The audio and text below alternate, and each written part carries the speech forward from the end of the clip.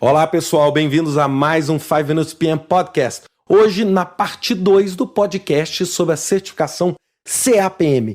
No podcast passado nós falamos um pouquinho sobre o foco da certificação CAPM, a quem ela se destina, as diferenças básicas entre a certificação, o que se espera de um profissional CAPM e o que se espera de um profissional PMP. Hoje eu quero falar um pouquinho sobre a prova e o processo de certificação.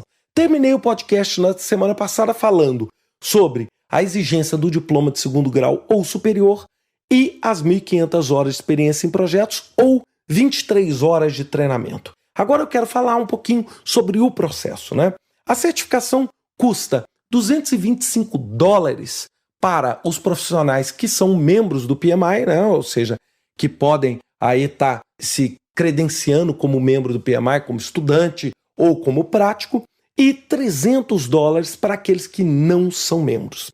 Essa certificação, um ponto importante que a diferencia do PMP, é que essa certificação ela é válida por 5 anos. Após o período de 5 anos, você deve se recertificar, ou seja, você deve submeter ao processo novamente e ao exame novamente, para mostrar que você está capacitado.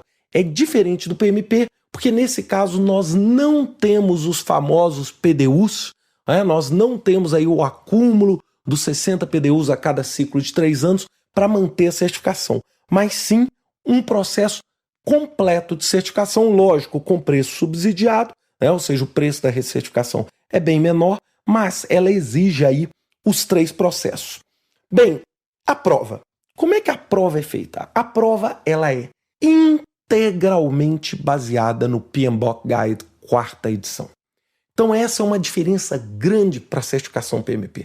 A certificação PMP, o PMBOK é cerca de 30 a 35% da prova, ou seja, de aí 65 a 70% da prova nós temos outros livros e muito da experiência prática nas questões de responsabilidade profissional, nas questões de habilidades humanas, em cases, etc. Aqui não, aqui nós estamos falando de uma prova que é tipicamente voltada para o PMBOK Guide. E essa prova ela é composta por 150 questões. Dessas 150 questões, 135 questões são questões de pontuação. São questões no qual você marca pontos para a prova. 15 questões estão espalhadas pela prova, óbvio, você não sabe quais são essas 15 questões, que elas têm efeito simplesmente estatístico na prova e permite ao PMI criar futuras questões. Ou seja, antes de uma questão entrar no banco de dados oficial da prova, ela passa por essa triagem, onde as pessoas vão responder essas questões sem que elas computem. Então, ou seja, você marca pontos só nas 135 e tem aí essas 15 para fazer. A taxa de aprovação, o PMI não divulga oficialmente a taxa de aprovação, mas o mercado e conversando com as pessoas na área, dizem que 61% é a taxa de aprovação. Isso dá aproximadamente 83 questões naquelas 135. Como a gente nunca sabe quais são as 15, eu automaticamente somei dizendo o seguinte, além de acertar as 83, que são 61%, você também deve acertar as outras 15. O que dá, arredondando aí, 100 pontos. Ou seja, se você fizer na prova de 150 questões, 100 pontos, você assegura a sua aprovação. Isso aí é um número ótimo, A gente brinca, eu estava conversando com o Carlos, do grupo CAPM, ele falando, não, o legal é tirar 150. Mas com 100 pontos, você está aí certificado. Lembrando que aproximadamente 60% da prova vai vir basicamente do capítulo 3 do PMBOK, que são o quê? O fluxo de processo. Eu queria sugerir àqueles que estão preparando para a prova, para que baixem na central de downloads do meu site o fluxo de processo, aquela folha que tem os 42 processos. Pode ter certeza ali, nós temos várias questões daquela folha. Além disso, integração, escopo, tempo e risco. Então, ou seja, essas são o capítulo, basicamente, o capítulo 4, o capítulo 5, o capítulo 6 e o capítulo 11 do PMBOK. Esses, sem dúvida nenhuma, vão formar aí 60% da nossa prova. E os outros 40% vão estar dentro das outras áreas. Isso não significa que nós estamos achando que uma área é mais ou menos importante. Nós estamos falando sob o ponto de vista da prova, onde o enfoque maior são nessas áreas. Importante para os candidatos em português, né? A prova é feita em inglês. Essa prova não é traduzida.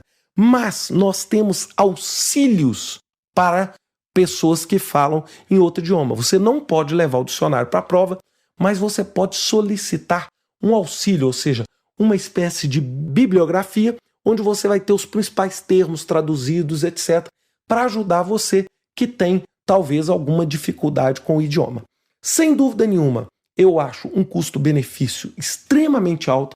Eu acho que é uma prova com uma complexidade moderada. Nós não estamos falando de uma prova extremamente complexa ou extremamente puxada, com um custo-benefício excelente. Eu não tinha a menor dúvida. Se eu tivesse hoje formando e começando a minha carreira em gerenciamento de projetos, eu não teria absolutamente nada a perder em fazer essa prova. Ou seja, eu estudaria aí 3 semanas, estudaria 1 mês e teria essa credencial, uma credencial reconhecida no mundo inteiro, e eu viria com muita oportunidade os 12.500 certificados no mundo como oportunidade para eu fazer parte desse time seleto. Acho que vale muito a pena e acho que vale investir um pouquinho de tempo nisso, né? Ou seja, muita gente está pensando só lá no PMP, etc. Existe um mercado extremamente amplo agora para os profissionais de CAPM, principalmente em todos esses projetos que nós estamos vendo aí no Brasil nos próximos anos. Espero que vocês tenham gostado dessa série, né, desses 2 podcasts. Desejo a vocês muito sucesso, uma ótima semana. Até semana que vem com mais um 5 Minutes PM Podcast. Até lá!